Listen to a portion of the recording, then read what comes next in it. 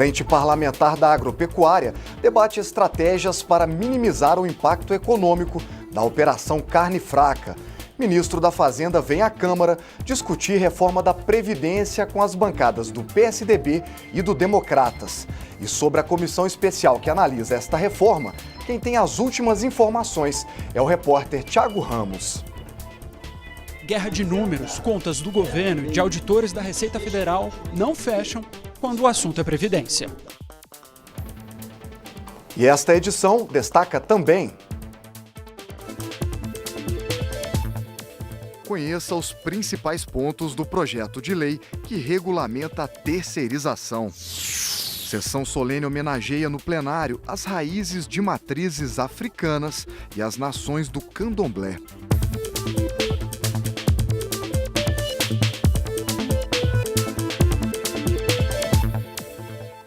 Boa noite. Em Brasília, 8 horas e 43 minutos. O Jornal da Câmara começa agora. O plenário da Câmara discutiu nesta terça-feira o projeto de lei que regulamenta a terceirização no país. Nós vamos direto ao Salão Verde da Câmara, de onde fala ao vivo a repórter Dini Moraes com outras informações. Dini, boa noite. A previsão dos deputados era para que o projeto da terceirização fosse votado hoje, mas parece que ficou para amanhã, é isso mesmo? Boa noite, Marcelo. Boa noite a todos que nos acompanham agora ao vivo pela TV Câmara. É isso sim, Marcelo.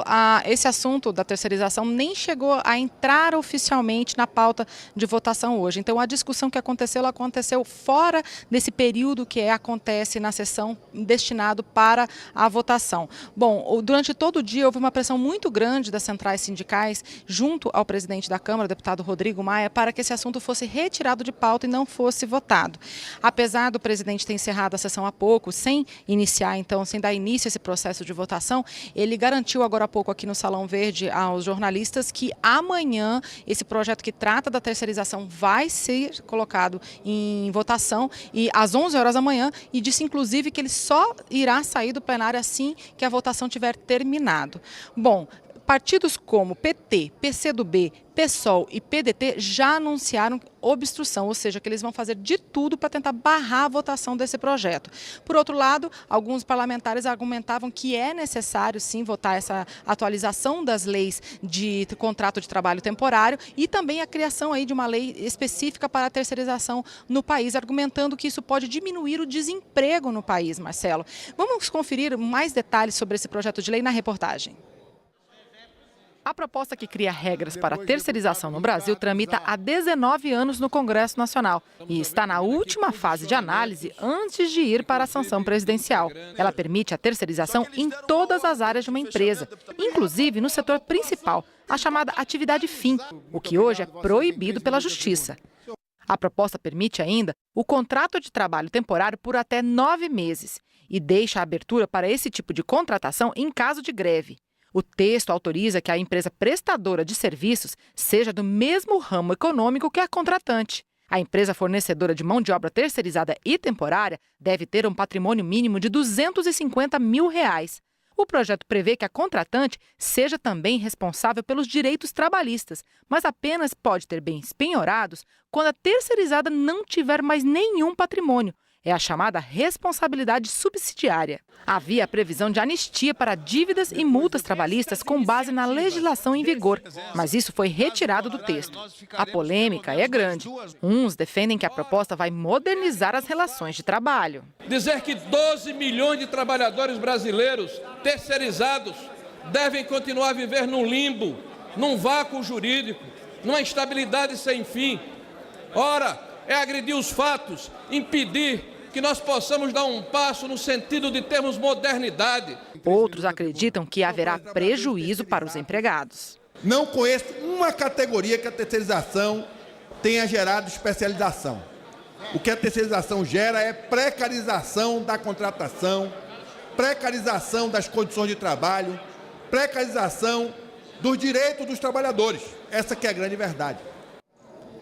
Só deixando claro aí, Marcelo, que esses detalhes do projeto de lei que cria regras para terceirização foram feitos com base nas informações repassadas para mim, pessoalmente, pelo relator da proposta, o deputado Laércio Oliveira, do Solidariedade, que passou agora há pouco. Ele conversou comigo e deixou claro quais são os pontos que ele vai aceitar na proposta do Senado e quais pontos que ele vai aceitar da proposta da Câmara, que ele fez aí uma fusão dos dois textos, e este será o texto que irá à votação amanhã. Lembrando que essas regras não vão valer para as empresas de transporte de valores e nem de vigilância. Bom, só uma última notícia. Agora há pouco o presidente da Câmara, Rodrigo Maia, falou aqui no Salão Verde e falou sobre a reforma da Previdência, anunciando aí que o governo disse que vai retirar os servidores estaduais e municipais da proposta da reforma da Previdência que está em tramitação aqui na Câmara. Aí a gente vai ter mais informações a respeito da cobertura aí dos debates da reforma da Previdência aqui na Câmara, logo mais aqui mesmo no nosso jornal, Marcelo. Tá certo, Dini. Com certeza uma semana muito importante de decisões aí que vão impactar na vida do brasileiro. Obrigado pelas informações. Nesta terça-feira, a Comissão Especial da Reforma da Previdência dedicou uma reunião inteira a ouvir apenas duas pessoas. De um lado, o governo, com o ministro do Planejamento, e do outro, a Associação Nacional de Auditores da Receita Federal. No centro do debate, uma divergência essencial. A Previdência tem ou não déficit?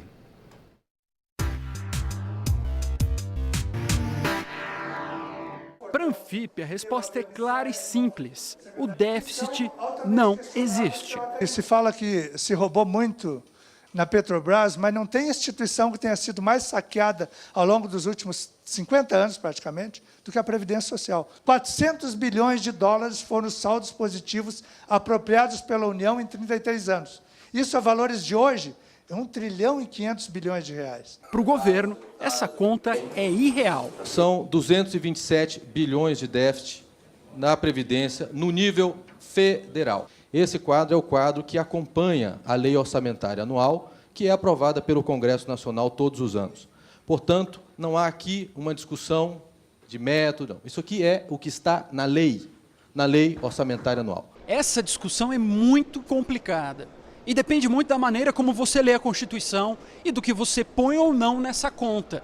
O problema é que o resultado dela é um dos argumentos centrais para fazer essa reforma da Previdência, a de que haveria um rombo e de que ele seria crescente. Agora, se até a matemática fica dividida nessa resposta, imagina as ideias. Imagina então a política.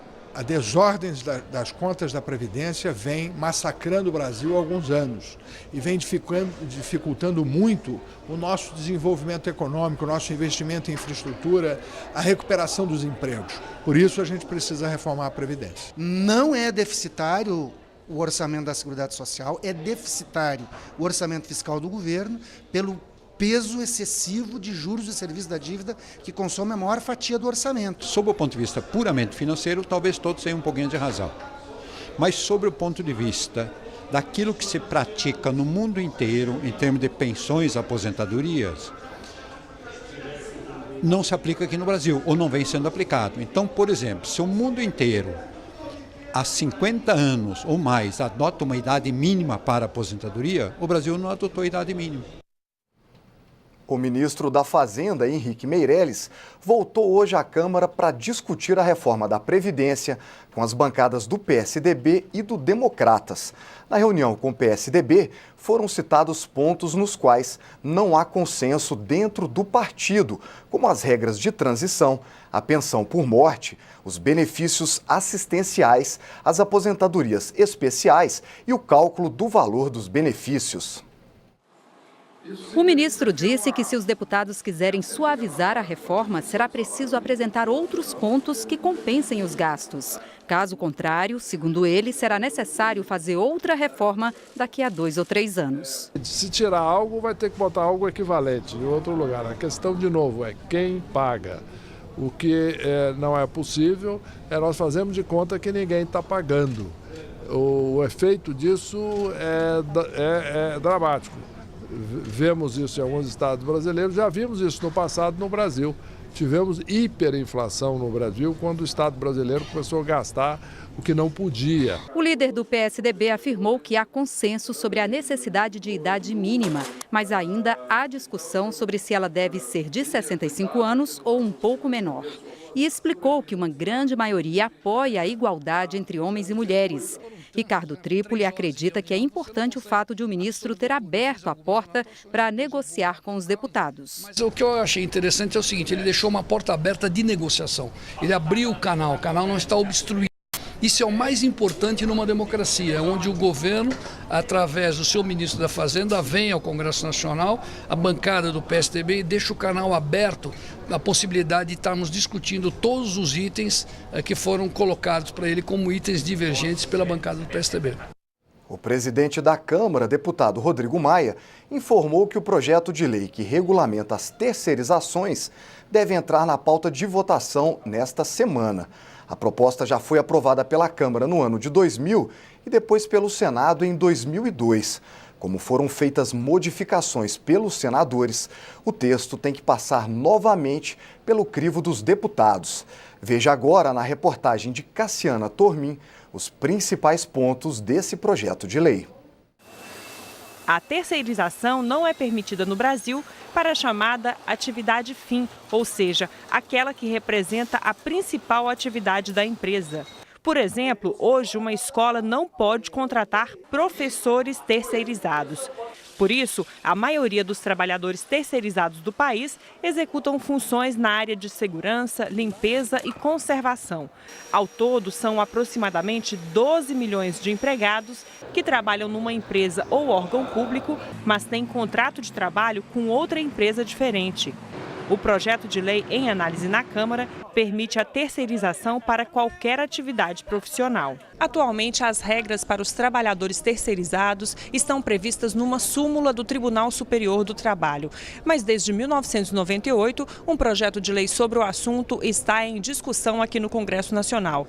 A proposta já foi votada uma vez pelos deputados, depois pelos senadores e, como foi modificada no Senado, está sendo analisada de novo aqui na Câmara. Os deputados não são unânimes sobre o projeto de lei das terceirizações.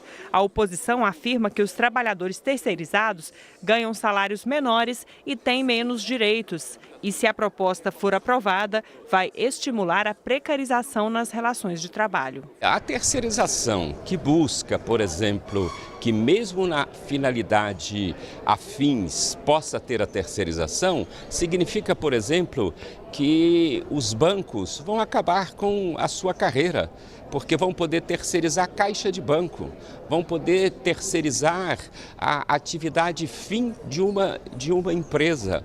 Isso é uma fragilidade muito grande para os trabalhadores, vai acabar com a organização sindical, com a representação dos trabalhadores e isso será muito prejudicial. Mas o relator da matéria não concorda. Para ele, o projeto de lei vai melhorar as condições para a contratação, dar segurança jurídica aos empregadores e garantir mais vagas de trabalho. Ele afirmou que o projeto de lei não retira direitos e não compromete os contratos de trabalho. A pergunta que surge, e tudo será terceirizado? Eu, pessoalmente, acho que não. Tem certas funções que não serão terceirizadas sob hipótese alguma pela própria natureza do negócio. Mas isso é uma dinâmica que o mercado é que vai arrumar. É a relação entre quem precisa de uma prestação de serviço eficiente e quem tem essa relação eficiente, essa prestação de serviço eficiente a oferecer. O mercado vai arrumar. O Brasil tem que ser um país muito melhor, um país muito mais eficiente, com produtividade para buscar investimentos e para que os investimentos cheguem a gente precisa de oferecer segurança jurídica a quem contrata. E essa segurança jurídica a gente só encontra exatamente com leis muito claras, do jeito que a lei da terceirização se propõe a fazer. Pelo projeto de lei que está na pauta para ser votado, a empresa contratada assume todas as responsabilidades sobre os funcionários. Os bens da empresa contratante só poderão ser penhorados pela Justiça se não houver mais bens da terceirizada para o pagamento da condenação relativa a direitos não pagos. Deputados de oposição fizeram hoje um ato contra a terceirização. O objetivo deles foi chamar a atenção dos brasileiros para essa proposta, que, como a gente acabou de ver na reportagem, libera a terceirização para qualquer atividade profissional. O protesto foi no Salão Verde da Câmara. Os parlamentares argumentam que as empresas terceirizadoras driblam a legislação trabalhista para ampliar os lucros de forma irregular. A deputada Maria do Rosário afirmou que a terceirização vai prejudicar os trabalhadores. Neste momento, ainda o trabalhador tem como lutar por esses direitos, mas o que eles querem é transformar todo trabalhador e trabalhadora brasileira num possível terceirizado e até quarteirizado. É a subcontratação da subcontratação. Esse projeto também retira direitos fundamentais que os trabalhadores conquistaram. Ele diminui a possibilidade de férias, ele mexe com o 13º, ele mexe com uma série de direitos que estes trabalhadores não terão mais. O deputado Ricardo Trípoli, do PSDB de São Paulo, rebateu as acusações. Ele é favorável ao projeto da terceirização. É um projeto que está há quase 20 anos na casa, quer dizer, no Congresso Nacional, 19 anos aguardando uma deliberação. E há uma necessidade muito clara da sociedade em que a gente possa ter essa possibilidade de permitir com que as pessoas possam buscar os seus empregos de uma forma talvez diferente da convencional. E é isso que nós estamos fazendo, quer dizer, gerando novas oportunidades à sociedade. Ainda na parte da tarde, o deputado Paulo Pereira da Silva e representantes de centrais sindicais se encontraram com o presidente da Câmara, Rodrigo Maia. Os sindicalistas pediram o adiamento da votação do projeto da terceirização. Mas Rodrigo Maia afirmou que concluirá a votação nesta semana. O deputado Paulo Pereira da Silva disse que vai conversar com o senador Romero Jucá e até com o presidente Michel Temer para que o projeto da terceirização só seja votado após a reforma trabalhista. Porque a reforma trabalhista, de certa maneira, trata de todos os trabalhadores. Nós estamos tratando, então, de uma coisa muito mais ampla. E a terceirização, de certa maneira, nesse momento, atrapalha essa discussão. O ministro do Trabalho já está de acordo conosco de adiar essa discussão para depois, mas o presidente Rodrigo Maia não concordou, disse que ainda tem que discutir sobre isso. Nós vamos tentar ainda hoje à noite falar com o presidente Michel Temer para ver se a gente consegue adiar essa discussão para depois. A Frente Parlamentar da Agropecuária se reuniu hoje para discutir que medidas a Câmara poderá tomar para minimizar o impacto na economia após a divulgação da Operação Carne Fraca da Polícia Federal. Os deputados da Frente Parlamentar da Agropecuária discutiram medidas de redução de danos ao setor pecuarista, afetado pelas investigações que apontaram diversas irregularidades no controle sanitário de carnes produzidas no país.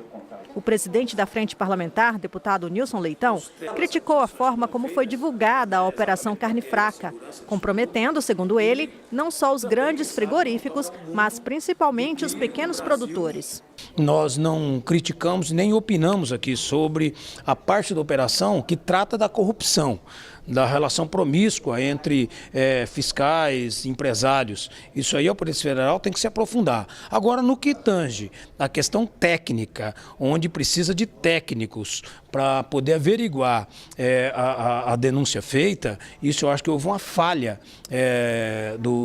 de quem dirigiu a operação pela Polícia Federal, uma instituição que nós temos o maior respeito, que é a Polícia Federal, mas faltou um pouco mais de cuidado para poder compreender essa parte sanitária. São problemas pontuais, pequenos, perto do tamanho do setor. E se fossem colocados na perspectiva correta, obviamente a gente poderia estar agora fazendo enfrentamento para consertar os problemas, mas 99,5% dos frigoríficos brasileiros, quer dizer, do setor da carne brasileira, hoje trabalha em uma situação de absoluta conformidade com a legislação. A proposta da Frente Parlamentar Agropecuária é que seja reformulado o sistema de fiscalização sanitária no modelo adotado em 2007, quando o deputado Reinhold Stefanes era ministro da Agricultura. Uma das sugestões que surgiu é retornar aquele sistema de ter uma autoridade nacional que trata de questões sanitárias.